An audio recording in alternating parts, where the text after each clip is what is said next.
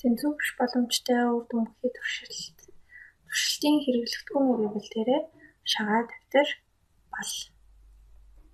Шагааг бог, бод гэж хоёр хэсэгт ангилдаг.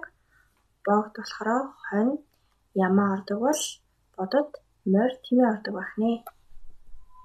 Туршилт 1. Шагаа орхих. 10 удаа шагаа орхих туршилт хийгээд туршилт бүрийн үр дүнг дараах үсэгтээ тэмдэглэнэ. 2-т дараах асуултууданд хариулна.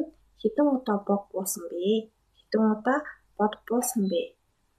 3-т бог буусан тоог бод буусан тоотой жиших замаар туршилтыг хийнэ.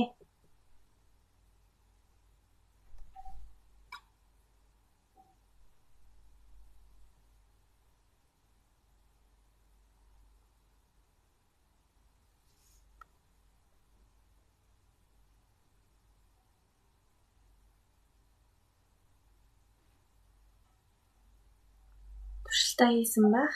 Одоо шагаа орхих туршилтын үр дүнтэй танилцъя. Өөрсдийн хийсэн туршилтын үр дүнг багшийнхаа хийсэн туршилтын үр дүнтэй харьцуулаарай.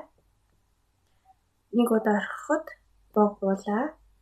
2 удаа орхиход мөн адил бог, 3-т бог, 4-т 5-т 6-т бог, 7-д бод буулаа.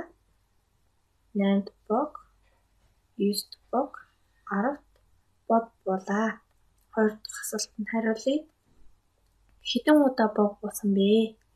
8 удаа бог буусан учраас 8 удаа. Хэдэн удаа бод буусан бэ?